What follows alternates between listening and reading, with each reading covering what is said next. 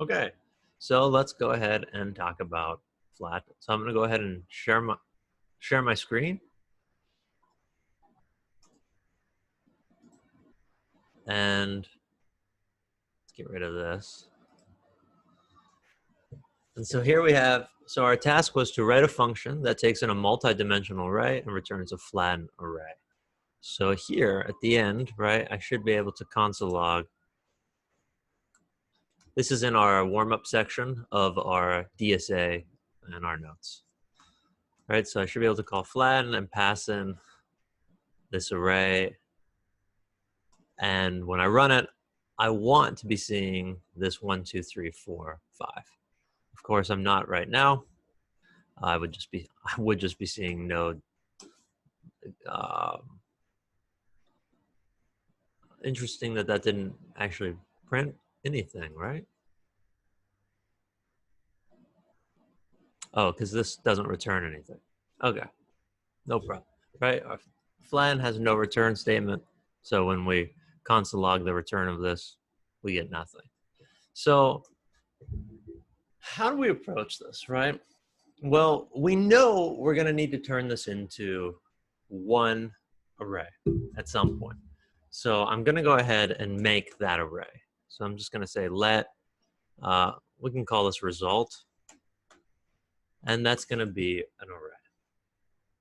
The next thing is I know I'm going to have to look at every single element, right? Because we have to determine, is this an element that belongs in our result, or is this an array? And if it's an array, I have to do something with this array because I can't just put the new array, the whole array, inside a result. Does that part make sense up to that point?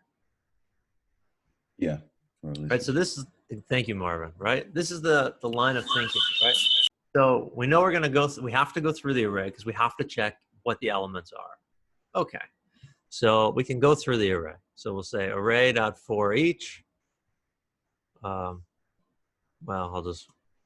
I don't know why it does that. And it's going to be each element. And we got to check to see if this is either a regular element or if this is an array.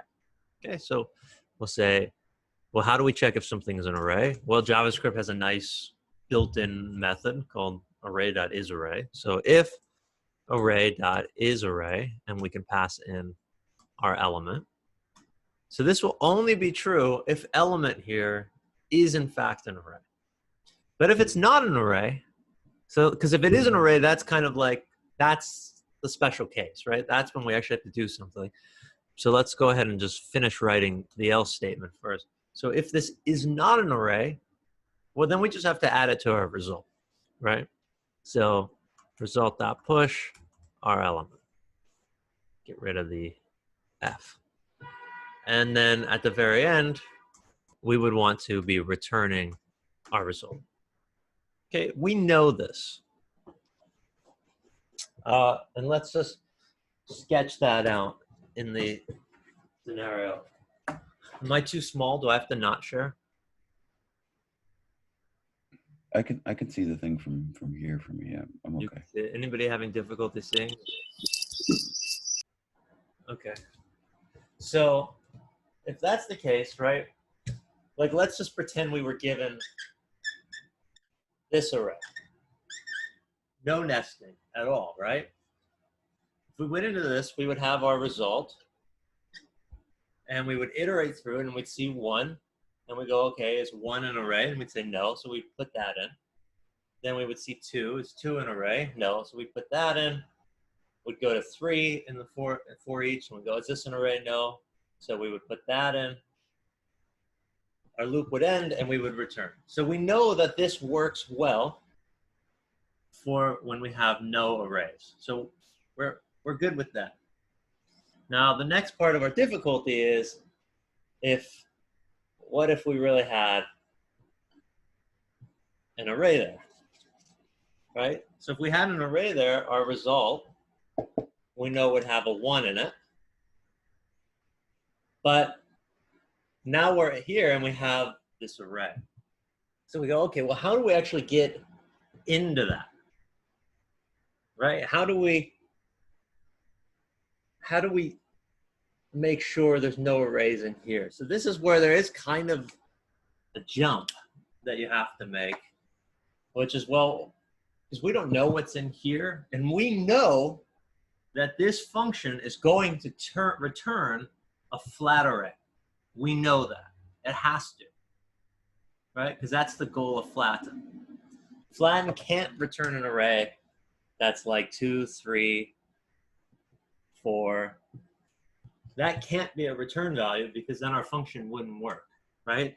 So we know no matter what, wherever the magic is, we would be returning something like this, a one-dimensional array. So if we know that, we could just concat whatever we got from a flatten call to our result. So in this example, let me just pretend I have an array here. Yeah, right? So I have to assume that if I have an array here, if I were to call flatten on this array, this would return something like this. It has to. Otherwise, it doesn't work.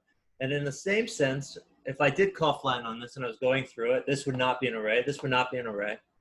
But then this is an array. So I would have to assume that this is going to eventually, if I call flatten on it, give me back a one-dimensional array. And so if that's really a one-dimensional array, I can just concat it. Just like I could concat this array with just the 1 in it with this array to give me back 1, 2, 3, 4. So that's part of like how, that's part of like the magic of recursion, is this assumption that it's going to work. So because we know, so right now array.isArray is an element. So this could be an array of arrays or it could not be.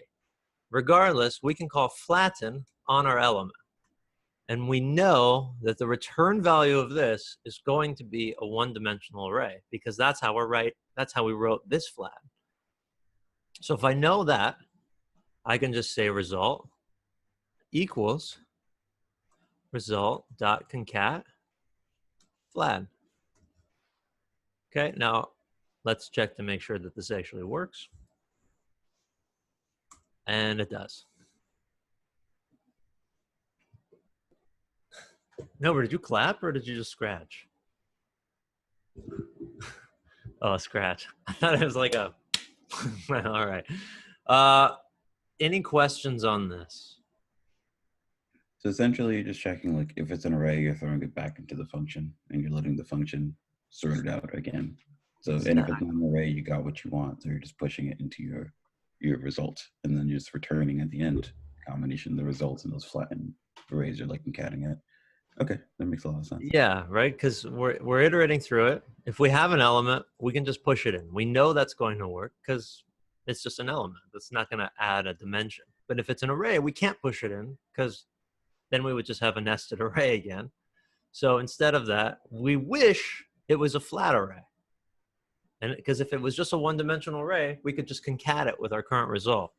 And, well, how do we make sure it's a one-dimensional array? Well, we would call flatten on that element, because then the process would start over for it.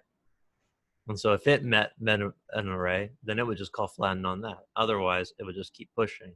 Eventually, we're going to escape the arrays, and we're going to finish, right? Because don't forget, it pauses, right? When it calls flatten, it doesn't move on to the next element until this is all sorted out. Every time you make a function call, it's like opening a door and going through that, even if there's still things left to do in the other room. And until you finish this new room, you can go back. I have like a hangnail. It's bugging me. Any other questions on this? All right, great.